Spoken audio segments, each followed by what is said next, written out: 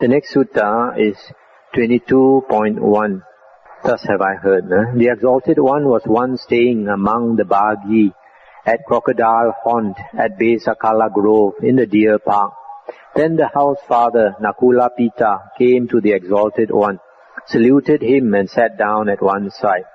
As he sat there, the house father Nakula Pita addressed the Exalted One, saying, Master, I am a broken down old man, aged, far gone in years. I have reached life's end. I am sick and always ailing. Moreover, Master, I am one to whom rarely comes the sight of the Exalted One and the worshipful monks. Let the Exalted One cheer and comfort me, so that it be a profit and a blessing unto me for many a long day.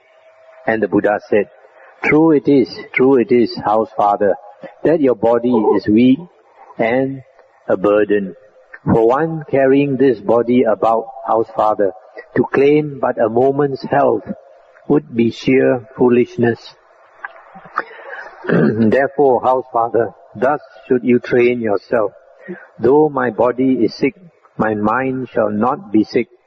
Thus, house father, must you train yourself. Sting here, that the Buddha said that for a person carrying this body about, to claim even a moment's health is sheer foolishness. The Buddha is saying this body that we think is healthy, it's not really healthy. Anytime we might fall sick. How do we know? This body, cancer might be developing inside, we don't even know. Or hepatitis, or some sickness that might blow up later, we don't even know. So the Buddha is saying to think that you are healthy, even for a moment, is utter foolishness. Then the sutta continues. Then Nakula Pita, the house father, welcomed and gladly heard the words of the Exalted One, and rising from his seat, he saluted the Exalted One by the right and departed. And he came to the Venerable Sariputta, saluted him and sat down at one side. As he sat there, the Venerable Sariputta said to the house father Nakula Pita, calmed are your senses, house father. Clear and pure is your complexion. Surely today you have had pious converse face to face with the Exalted One. And he said, how could it be otherwise, Master? I have just now been sprinkled with the nectar of pious converse by the Exalted One. And Venerable Sariputta said, and in what way, house father, were you sprinkled with the nectar of pious converse by the Exalted One? And he sat down at one side. As I sat thus, Master, I said to the Exalted One, Master, I am a broken down old man, aged, far gone in years. I have reached my life's end. I am sick and always ailing. Moreover, Master, I am one to whom rarely comes the sight of the Exalted One and the worshipful monks. Let the Exalted One cheer and comfort me, so that it be a profit and a blessing unto me for many a long day. True it is, house father, that your body is weak and a burden or encumbered. For one carrying this body about, house father, to claim but a moment's health were sheer foolishness. Wherefore, house father, thus should you train yourself. Though my body is sick, my mind shall not be sick. Thus, house father, must you train yourself. And the Venerable Sariputta said, but it did not occur to you, house father, to question the Exalted One further, thus, pray, how far, Master, is body sick and mind sick? And how far is body sick and mind not sick? And he said, I would travel far indeed, Master, to learn from the lips of the Venerable Sariputta the meaning of this saying. Well for me, if the Venerable Sariputta should think fit to expound to me the meaning of this saying. And the Arahant Sariputta said, then listen, house father, apply your mind and give heed to what I shall tell you. Even so, Master, said house father Nakula Pita, and listened to the Venerable Sariputta. And the Venerable Sariputta thus spoke. And how is body sick and mind sick too, House Father? Herein, House Father, the untaught, ordinary folk who discern, who sees not those who are Aryans, who are unskilled in the Aryan doctrine, who are untrained in the Aryan doctrine, who sees not those who are true men, who are unskilled in the doctrine of true men, untrained in the doctrine of true men. These regard body as the self. They regard the body as belonging to self, body as being in the self as being in the body. I am the body, they say. Body is mine, and are possessed by this idea. And so possessed or attached by this idea. When body alters and changes, owing to the unstable and changeful nature of body, then sorrow, lamentation, pain, grief and despair arise in them. They regard feeling as the self. They regard feeling as belonging to self, feeling as being in the self as being in feeling. I am feeling, they say, feeling is mine, and are possessed by this idea. And so possessed by this idea, when feeling alters and changes owing to the unstable and changeful nature of feeling, then sorrow, lamentation, pain, grief and despair arise in them. They regard perception as the self. They regard perception as belonging to self, perception as being in the self, or the self as being in perception. Similarly, with volition and consciousness, they regard these five aggregates as being the self or belonging to the self, or the aggregates as being in the self, or the self as being in the aggregates, and they are attached to the idea that they are the five aggregates. And so when the five aggregates changes, then owing to the unstable and changeful nature of the five aggregates, then sorrow and lamentation, pain, grief and despair arise in them. That, House Father, is how body is sick and mind sick too. I just stop here for a moment. You see just now, the definition of the untaught, ordinary folk, the Putujana, the definition given here is, Putujanas or ordinary folks are those who sees not those who are Aryans, who are unskilled in the Aryan doctrine, who are untrained in the Aryan doctrine or Aryan Dhamma, who sees not those who are true men, who are unskilled in the doctrine of true men, untrained in the doctrine of true men.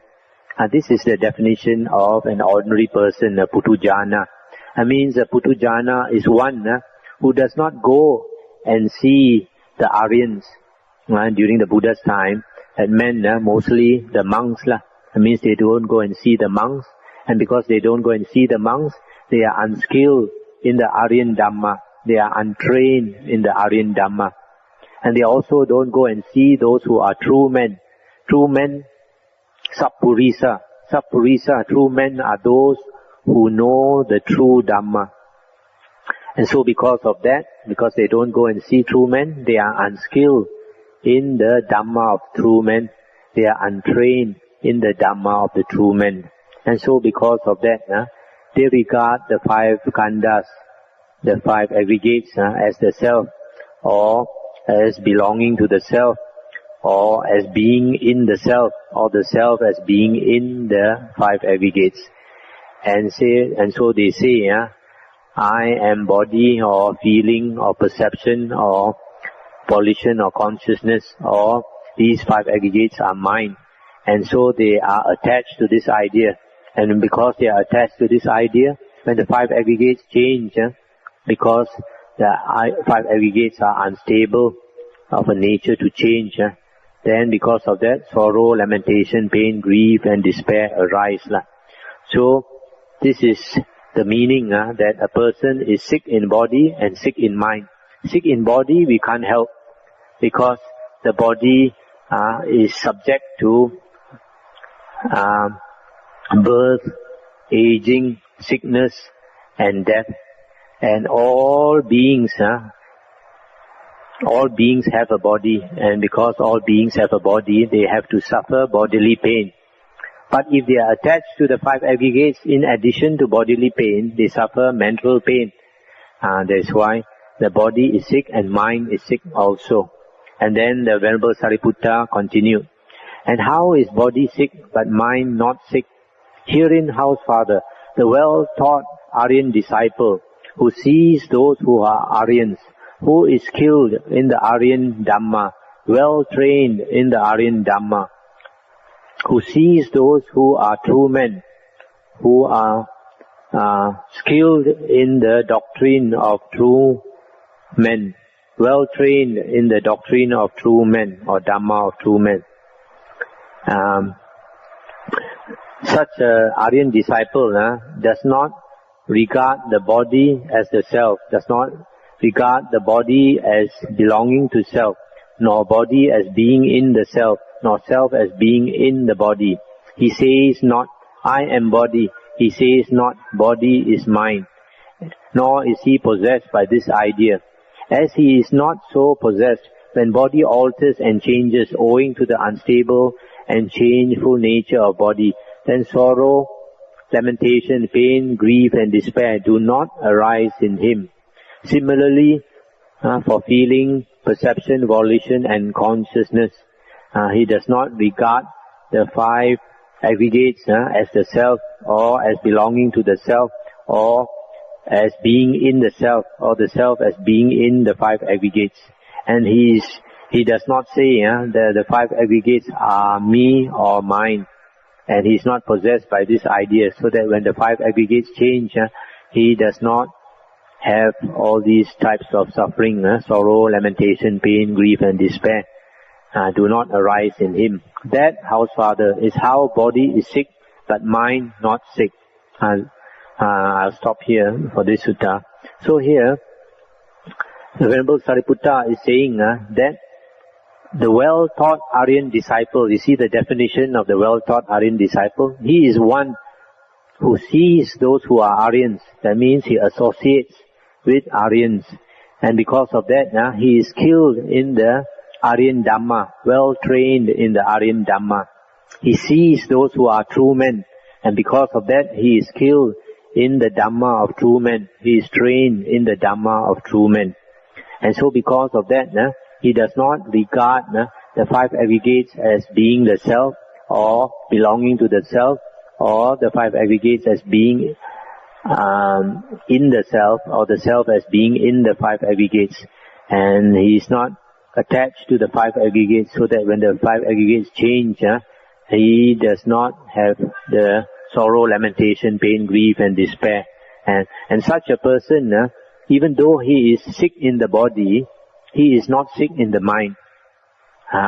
In the suttas, the Buddha said, that is the difference between an ordinary person, a Putujana, and an Arya.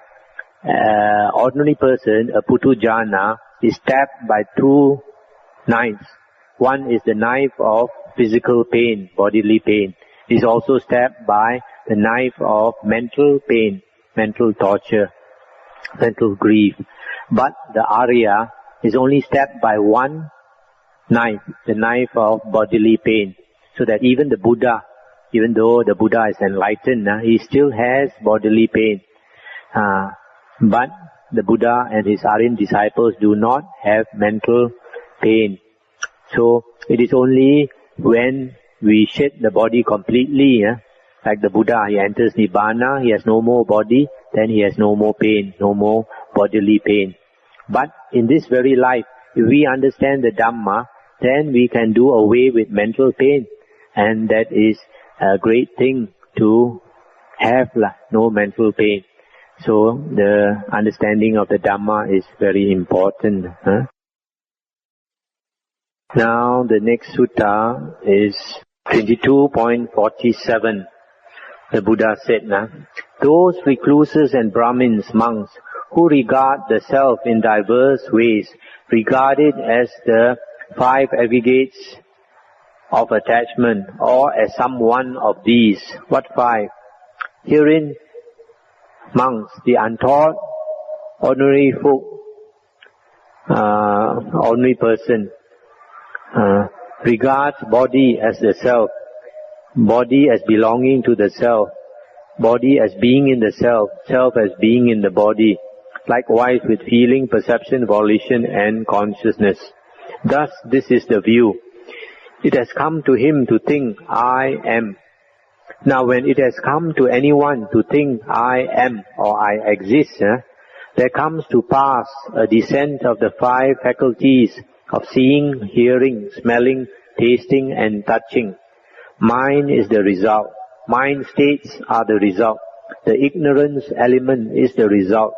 Touched by the feeling born of contact with ignorance, there comes to the untaught ordinary folk the view, I am. There comes the view, this same I will be. There comes the view, things will be. There comes the view, things will not be. There comes the view, things will have body. The view, things will be bodiless. There comes the view, things will be conscious. There comes the view, things will be unconscious. The view, things will be neither conscious nor unconscious. It is just therein, monks, that the 5 faculties persist. But herein, for the well-taught Aryan disciple, ignorance is put away and knowledge arises. Along with the fading away of ignorance and the arising of knowledge, there comes to him no view that I am, that this same I am, that things will be, things will not be, etc. So, that's the end of the sutta. So in this sutta, the Buddha is saying that because we regard the 5 aggregates as the self, or as belonging to the self, or as being in the self, or the self as being in the 5 aggregates, then straight away there comes the feeling or the view that I am or I exist. And when you have the view that I exist, then there comes along with it a lot of views, what the Buddha calls the proliferation of views, papancha, proliferation of views. Just like it is it is very common for people to think, and when we start thinking, you start asking yourself, where did I come from? Perhaps a creator made me, a creator God made me, and a creator God made the world. And then you start to think, what happens to me after I die? Where will I go? And you start to have a lot of speculation, you start to have a lot of views. And these views give rise, this proliferation of views gives rise to the asavas. The asavas are mental, uncontrolled mental outflows. And uncontrolled mental outflows, when they start flowing, this thinking and all that consciousness, it gives rise to defilements and it gives rise to suffering. So it's only when a person understands the Dhamma, then he does not think I am or I exist. But this state is not easy to achieve. Of course, we have to put in a lot of effort, understanding the Dhamma as well as meditating and cultivating all the factors of the Aryan Eightfold Path, and then slowly one day we may come to understand that there is no such thing as I exist or I am. Perhaps we may come to understand that the whole world is I, and there is no personal I. Then when that person comes to that stage, then there is no more proliferation of views. You don't have all these kinds of thinking. So that's that sutta. The next sutta is 22.99. The Buddha said, incalculable, monks, is the beginning of this round of rebirth. No beginning is made known of beings wrapped in ignorance, fettered by craving, who run on, who fare on the round of rebirth. There comes a time, monks, when the mighty ocean dries up, is utterly drained, comes no more to be, but of beings hindered by ignorance, fettered by craving, who run on, who fare on the round of rebirths, I declare no end making. There comes a time, monks, when Simaru, king of mountains, is consumed, is destroyed, comes no more to be, but of beings hindered by ignorance, fettered by craving, who run on the round of rebirths, I declare no end making. There comes a time, monks, when the mighty earth is consumed, is destroyed, comes no more to be. But of beings hindered by ignorance, etc., I declare no end making.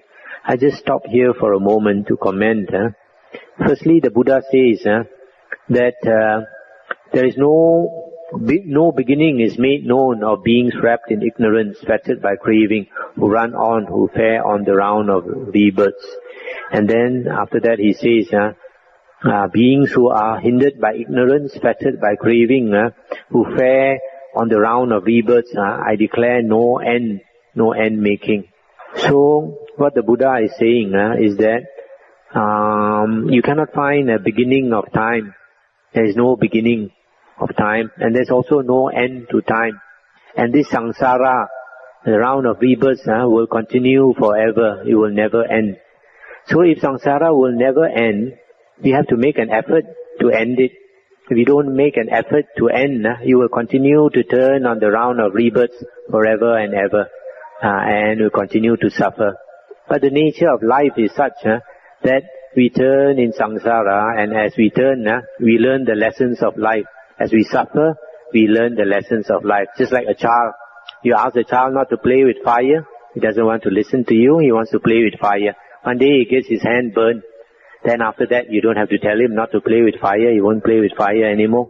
So in the same way, when we are in the samsara, there are many things that are dangerous that the Buddha tells us not to play with, but we don't believe, we rather play with it first.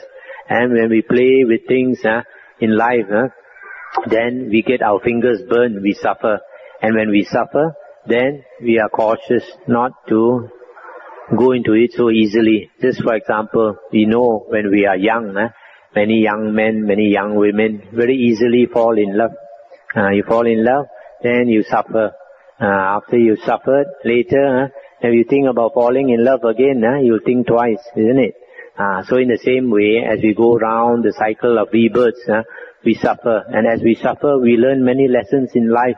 And as we learn lessons in life, lifetime after lifetime, we go on this round of rebirths, we become spiritually more and more mature. We become more and more ripe spiritually. And one day, when our time is due, we are mature enough, then we try to look for a way out of suffering. We try to look for a way out of samsara.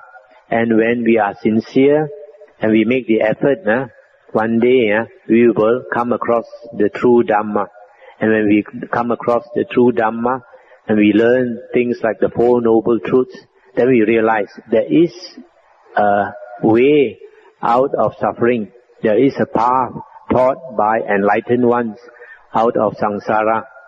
And once we know that, there is a hope, there is a ray of hope that is lit inside us. And once the ray of hope is lit inside us, we tend to pursue it. And when we tend to pursue it, then we are on our way out of samsara. That is why the Dhamma is so important. Once we listen to the right Dhamma, the true Dhamma, then straight away we know where to turn our direction in life. We have a direction in life, and that direction is to end suffering. And so, if we are sincere enough, we will be able to. And the Buddha continued, just as monks, a dog tied up by a leash to a strong stake or pillar keeps running round and revolving round and round that stake or pillar. Even so, monks, the untaught many folk, who sees not those who are Aryans, etc., they regard body as the self, or body as being in the self, or body as belonging to the self, or body as being in the self, or self as being in the body. Similarly, they regard feeling, perception, volition, and consciousness as the self, or belonging to self, or as being in the self, or the self as being in feeling, perception, volition, and consciousness. So they run and revolve round and round, from body to body, from feeling to feeling, from perception to perception, from volition to volition, from consciousness to consciousness. They are not released therefrom. They are not released from being born, from aging, from dying, from sorrow, lamentation, pain, grief and despair. They are not released from suffering, I declare. But the well-taught Aryan disciple monks, who sees those who are Aryans, etc., etc., these regard not body, feeling, perception, volition, consciousness as the self. They regard not the five aggregates as belonging to the self or as being in the self, or the self as being in the five aggregates. And so they revolve not round and round, from body to body, from feeling to feeling, from perception to perception, from volition to volition, from consciousness to consciousness, but are released therefrom. They are released from being born, from aging, from dying, from sorrow, lamentation, pain, grief and despair. They are released from suffering, I declare. That's the end of the sutta. So from this sutta, you can see the Buddha is saying that the untaught, ordinary person, the Putujana, they go round and round samsara, going from body to body, body to body, body to body, feeling to feeling, feeling to feeling, perception to perception, volition to volition, consciousness to consciousness, never ending round of rebirths, and as they go along they suffer, and only one day when they have had enough and they become spiritually mature, then they look for a way out. And when they hear that there are Aryans who know the Dhamma, that there is such a thing as the true Dhamma, then they come to learn the Dhamma and train in the Dhamma. And slowly as they train in the Dhamma, they let go of their attachment for the body and mind. And it is such suttas, these suttas that you are hearing about, the five aggregates, that help us to let go of our attachment, that help us to see the impermanent nature, the painful nature of the body and the mind. And slowly as we let go of our attachment, then we would slowly release ourselves from samsara. Perhaps I stop here today, and if you have any questions, we can discuss them. Is perception just operates in the eye? No. All the six senses.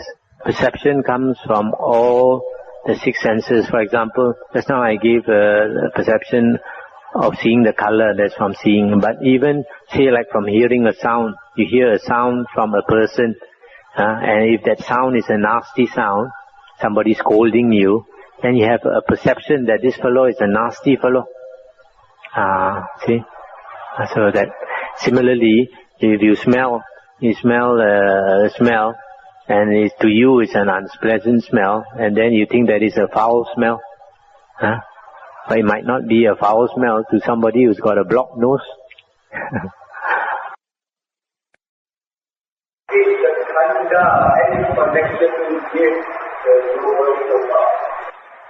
Yes, because just now when I started, I mentioned that in the definition of suffering, that the Buddha said in short, in brief, the five aggregates of attachment are suffering. So when we practice the Aryan Eightfold Path, it is just the five khandhas that we have to contemplate. When we contemplate the five aggregates, for example, when you practice mindfulness, sati, that sati must be directed at the five aggregates, not outside. If you practice mindfulness of seeing, of hearing, smelling, tasting, that is not going to help you to get out of samsara. You have to direct it inwards into the five aggregates to see how they are not I, not mine, not myself. Then slowly we let go of our attachment to the five aggregates, and then we become free from suffering.